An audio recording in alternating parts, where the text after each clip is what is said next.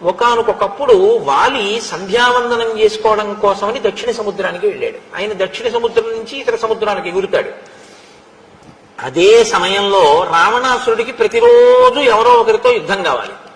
అందుకని రావణాసురుడు కిష్కింధా నగరానికి వచ్చాడు. తార తండ్రి అంతఃపురంలో ఉన్నాడు. ఆయన వచ్చి ఎరా వాలి ఎక్కడున్నావు, బయటికి రాని నిన్న దుందుభిని చూశారుగా, వాళ్ళ ఆ పరిస్థితి అలాగే ఉంటుంది. నువ్వు బయటికి రా, యుద్ధం చేస్తాన్నాడు. ఇప్పుడు ప్రాతకాలంలో ఏం చెయ్యాలి? అప్పుడు బ్రహ్మవంశ సంజాతుడు రావణుడు అంటే తక్కువ వాడు కాడు, విశ్వవసో బ్రహ్మ యొక్క కుమారుడు. కానీ ఆయన చేసిన పని ఏమిటంటే యుద్ధాల కోసం తిరిగాడు ఆ సమయంలో. అంతటి పాపపు నడవడి కలిగినటువంటి వాడు.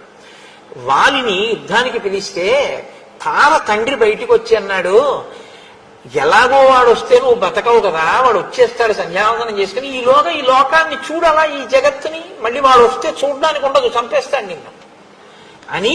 అక్కడ ఎముకల కుప్పలు చూసావా, నీలా వచ్చి పిలిచిన వాళ్ళవి అవన్నీ, ఇప్పుడు నీవి చేరుతాయి అందులోకన్నాడు. వీడు అలా కాదు, నేను ఇప్పుడు చెయ్యాలి యుద్ధం అన్నాడు. ఓ నీకు చచ్చిపోవడానికి అంత తొందరగా ఉందా అన్నాడు ఆయన. ఆయన అన్నాడు, అంత తొందరగా చచ్చిపోతానంటే దక్షిణ సముద్రానికి వెళ్ళు, సంధ్యావందనం చేస్తున్నాడు, అక్కడ చంపేస్తాడు నిన్ను. అంటే ఎంత ధైర్యమో చూడండి. అసలు వాలి తన జీవితంలో ఓడిపోయింది లేదు.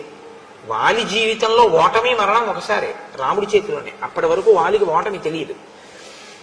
అటువంటి రాత్రుం పగళ్ళు ఆయన విరామం లేకుండా గోలబుడున్న రాక్షసుడితో 15 సంవత్సరములు అనుకుంటాను యుద్ధం చేశాడు. అసలు రాత్రింపవాళ్ళు యుద్ధం చేసి చంపాడు. అంతటి పరాక్రమవంతుడు వాలంటే. కాబట్టి దక్షిణ సముద్రానికి వెళ్ళు, నీ తీట తీరిపోతుంది అన్నాడు. దక్షిణ సముద్రంలో ఈయన అర్ఘ్యం ఇవ్వడానికి నిలబడున్నాడు. వెనక నుంచి రావణుడు వెనక నుంచి వెళ్లి పట్టేసుకుందాం వాలినని పిల్లిలో అడుగులో అడుగులు వేసుకుంటూ వస్తున్నాడు. ఆయన చూడనే చూశాడు. ఆయన ఇంతకన్నా పరాగ్గా ఉంటాడు. ఎందుకంటే ఓ 10 మందిని చంపినవాడు చాలా జాగ్రత్తగా ఉండాలి కదండి. ఎలా పడుకుంటాడు? అందరిలా పడుకోవడానికి ఉండదు. 100 మంది కాపలా ఉంటే ఆయన పడుకోవాలి కదా.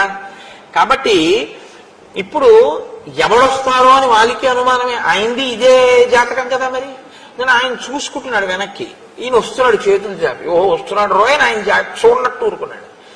ఈయన దగ్గరికి వచ్చిన తర్వాత ధ్వనిని బట్టి పసిగట్టాడు. వచ్చాడు, అమాంతం చెయ్యి వెనక్కేసి ఆ భుజం కింద నుంచి చెయ్యి పెట్టి దగ్గరికి లాక్కుని చంకలో పట్టుకున్నాడు. పట్టుకుంటే రావణుడి వెంట రావణుడి మంత్రులు ఉన్నారు. వాళ్ళకి ఆకాశగమన విద్య తెలుసు, వాళ్ళు ఆకాశంలో ఎగురుతారు.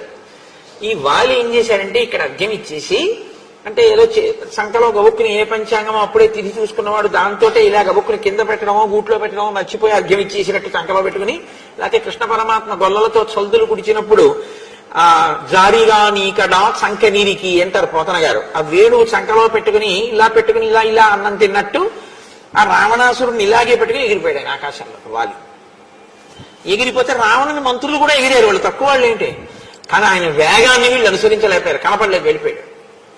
అమ్మ బాబో ఇంత వేగం అని వాళ్ళు వెనక్కి వెళ్ళిపోయి అక్కడే నించున్నారు. వీడు వస్తే చూద్దాం మళ్ళీనని తీసుకుపోయాడు. తీసుకుపోయి దక్షిణం నుంచి ఎగిరిన వాడు ఉత్తరంలో దిగుతాడు. మళ్ళీ అక్కడ అర్ఘ్యం ఇచ్చారు. ఈయన గింజుకుంటున్నాడు. ఈయన ఆభరణాలన్నీ జారిపోయి, పంచె జారిపోయింది, వడ్డానం జారిపోయింది. ఈయన తీసుకుని 4 సముద్రాల్లోనూ అర్ఘ్యం ఇచ్చేసి అలాగే సంకలో పెట్టుకుని అంతఃపురానికి వెళ్ళి అక్కడ కింద పారేశాడు. పారేసి ఎందుకురా 10 తలల పురుగా ఎందుకు వచ్చావో అని అడిగాడు. అడిగితే అప్పుడు ఆయన లేచి నిలబడన్నాడు. అయ్య బాబోయ్ ఇంత వేగమే అన్నాడు. వాలి జీవితంలోనండి శ్రీరామాయణంలో వేగము గురించి వాలి విషయంలో చెప్పినట్టు ఇంకెక్కడా కనపడదు. మళ్ళీ ఎదర వస్తాడు మహానుభావుడు. ఒకడి వేగం ఎందుకు పనికొస్తే ఇంకొక ఆయన వేగం లోకాన్ని ఉద్ధరించడానికి పనికొచ్చింది. మా స్వామి హనుమ వస్తారు. మా స్వామి మీ మనస్వామి హనుమ వస్తారు. ఆయన వస్తే మళ్ళీ ఆయన వేగం గురించి మహర్షి చెప్తూనే ఉంటారంతే. మనోజవం మరుతతుల్య వేగం జితేంద్రియం బుద్ధిమతాం వరిష్టం వాతాత్మజం వనరయూథ ముఖ్యం శ్రీరామదూతం శిరసా నమామి. వచ్చేస్తోందిగా సుందరకాండ.